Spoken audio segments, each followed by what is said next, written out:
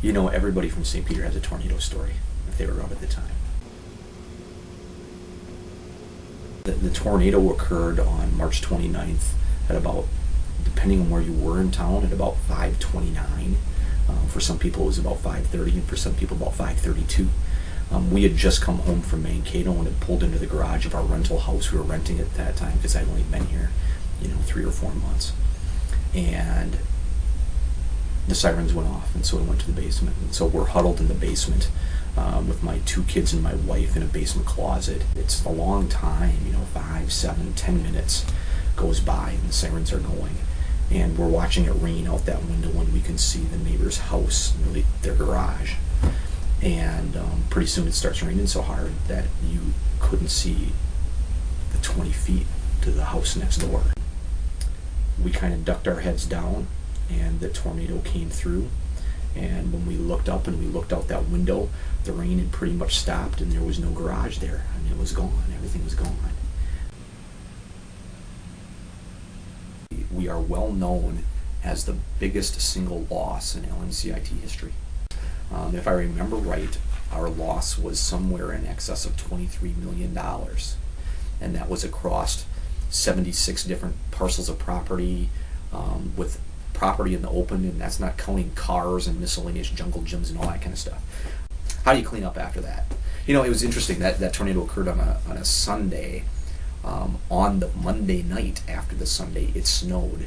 And so there was a lot of discussion about, I remember this very distinctly, there was a lot of discussion about, what are we going to do if it snows like 6 inches, and how are we going to plow? Because there are trees and cars and stuff everywhere all over.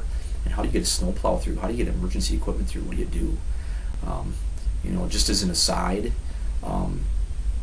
using a snow plow to push trees off the street doesn't work that slick. We called, and they came to help us.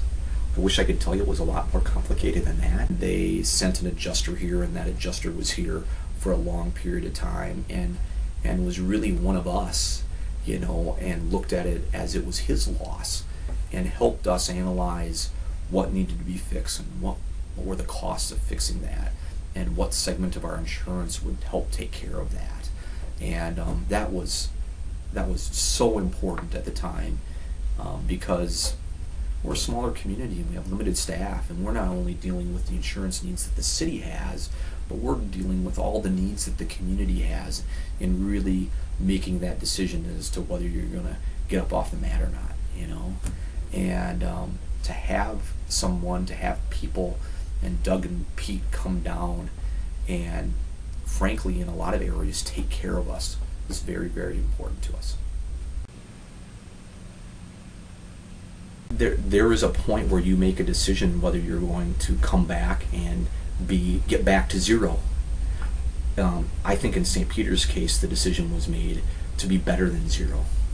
We developed as a community so many better habits about partnering and sharing and cooperating with school districts and colleges and other communities that we probably didn't have before, and that now it's just part of our DNA.